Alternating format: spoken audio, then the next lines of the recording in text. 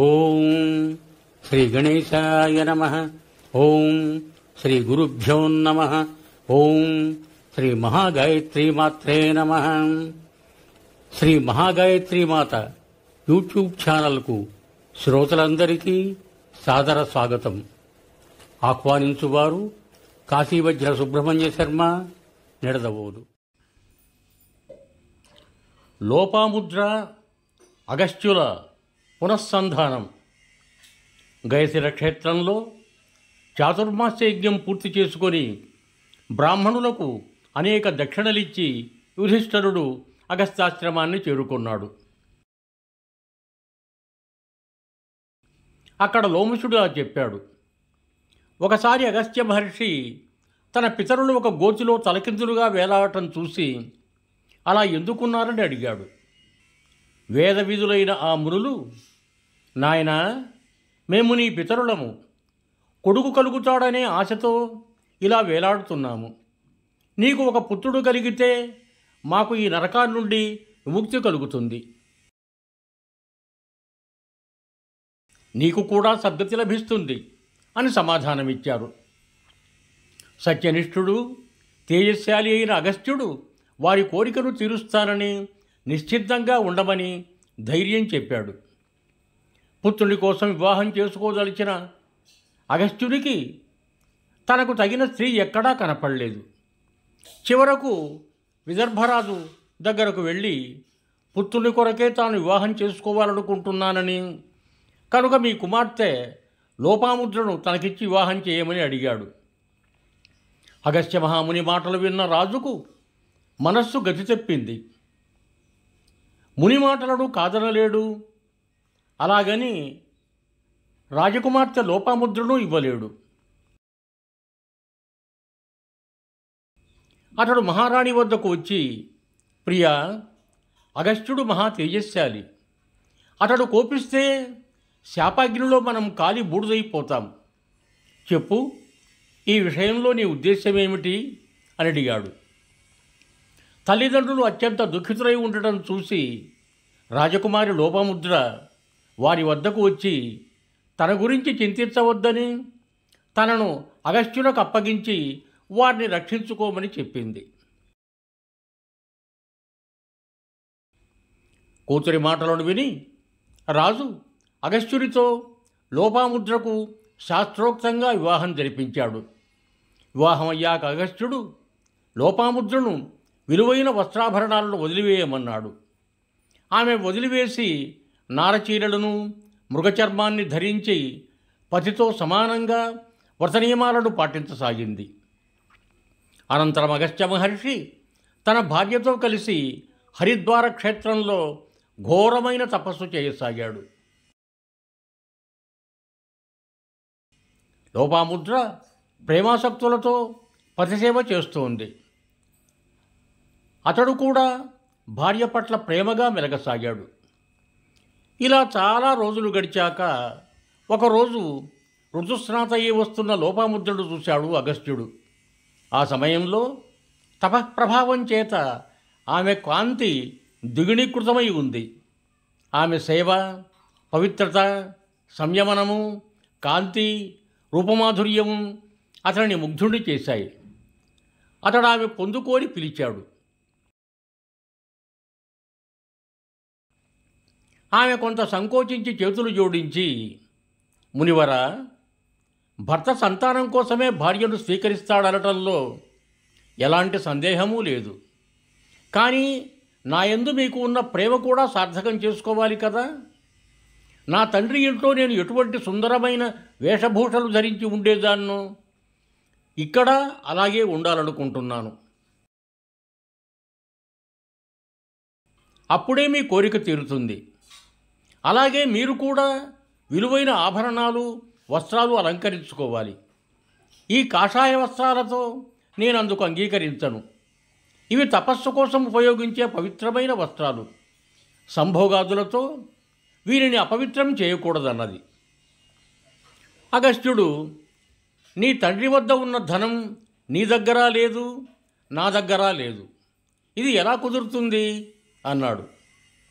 లోపాముద్ర, స్వామి, తపోధనులు మీరు. ఈ ప్రపంచంలో ఉన్న ధనాన్ని అంతటినీ మీరు మీ తపఃప్రభావం వలన ఒక్క క్షణంలోనే పొందగలరు అంది. దానికి అగస్త్యుడు, నీవు చెప్పినది బాగానే ఉంది, కానీ అందువలన నా తపస్సు క్షీణించిపోతుంది. అలా కాకుండా విధంగా ఏదైనా మార్గం ఉంటే చెప్పు అన్నాడు. లోపాముద్ర, స్వామి, నేను మీ తపస్సును నష్టపరచాలనుకోవటం లేదు, కనుక దానిని రక్షించుకుంటూనే మీరు నా కోరిక తీర్చండి అంది. అప్పుడు సౌభాగ్యవతి, నీవు ఐశ్వర్యం అనుభవించాలనే నీ మనస్సులో కోరుకున్నట్లయితే ఇక్కడ ఉండి నీవు ఇచ్ఛానుసారంగా ధర్మాన్ని ఆచరిస్తూ ఉండు. నేను నీకోసం ధనం తేవటానికి బయటకు వెళ్తాను అన్నాడు. లోపాముద్రతో ఇలా చెప్పి అగస్త్యుడు ధనమడగటానికి శృతర్వుడు, భద్రస్థుడు అనే రాజుల వద్దకు వెళ్ళాడు. వారి రాజ్యపు ఆదాయ వ్యయాలు సమానంగా ఉండటంతో వారి వద్ద ధన సముపార్జన చేయలేదు. ఆ ముగ్గురూ కలిసి పురుకుత్సుని కుమారుడు, మహాధనవంతుడు అయిన రాజు త్రసదస్యుని వద్దకు వెళ్ళారు. ఇక్ష్వాకు వంశభూషణుడైన రాజు కూడా వారిని అలాగే గౌరవించాడు. అక్కడ కూడా ఆదాయ వ్యయాలు సమానంగా ఉండటంతో అగస్త్యుడు అక్కడ కూడా ధనం తీసుకోలేదు. అప్పుడు ఆ రాజులందరూ తమలో తాము ఆలోచించుకొని, మునివర, ఈ సమయంలో ఇల్వరుడనే రాక్షసుడు ఒక్కడే గొప్ప ధనవంతుడు, అతనికి తప్ప మిగిలిన మా అందరికీ ధనం అవసరం ఉంది అని చెప్పారు. అందుకని వారందరూ కలిసి ఇల్వరుని వద్దకు వెళ్ళారు. రాజులతో కలిసి అగస్త్యుడు వస్తున్నాడని తెలుసుకుని ఇల్వరుడు తన మంత్రులతో ఆలోచించి రాజ్యం పొలిమేరల వద్దకు వెళ్ళి స్వాగతం పలికాడు. చేతులు జోడించి, మీకింత దయ ఎలా కలిగింది? నేను మీకేమి చేయగలను అని అడిగాడు. అగస్త్యుడు నవ్వుతూ, అసురరాజా, మేము నిన్ను గొప్ప సమర్థుడవని, కుబేరుడి వంటి వాడని అనుకుంటున్నాము. నాతో వచ్చిన ఈ రాజులు అంతగా ధనికులు కారు. నాకు ధనంతో చాలా అవసరం వచ్చింది, కాబట్టి ఇతరులకు కష్టం కలిగించకుండా న్యాయయుక్తంగా నీకు లభించిన దానిలో యథాశక్తిగా మాకు కొంత ధనం ఇవ్వు అన్నాడు. ఇల్వరుడు తనకి నమస్కరించి, మునివర, నా మనస్సులో నేను మీకు ఎంత ధనం ఇవ్వాలనుకుంటున్నానో మీరు చెబితే మీకు ధనమిస్తానన్నాడు. అగస్త్యుడు, నీవు ఈ రాజులలో ఒక్కొక్కరికి 10,000 గోవులు, అంతే సువర్ణ నాణ్యాలు ఇవ్వాలనుకుంటున్నావు. నాకైతే ఇంతకంటే 2 రెట్లు ఎక్కువ ఆవులు, బంగారు నాణ్యాలు, ఒక బంగారు రథము, మనోవేగం గల 2 గుర్రాలను ఇవ్వాలనుకుంటున్నావు. నీవు పరిశీలించి చూడు, నీ ఎదురుగా ఉన్నది బంగారు రథమే అని అగస్త్య మహర్షి చెప్పాడు. అది విన్న దైత్యుడు అగస్త్య మహర్షికి అంతులేని ధనాన్నిచ్చాడు. ఆ రథానికి కట్టబడి ఉన్న విరావ, సురావాలనే గుర్రాలు వెంటనే ఆ ధనాన్ని రాజులతో పాటుగా అగస్త్యుని కూడా వారి ఆశ్రమానికి చేర్చాయి. మహర్షి అనుమతితో రాజులు తమ తమ దేశాలకు వెళ్ళిపోయారు. అగస్త్యుడు భార్య లోపాముద్ర యొక్క అన్ని కోరికలు తీర్చాడు.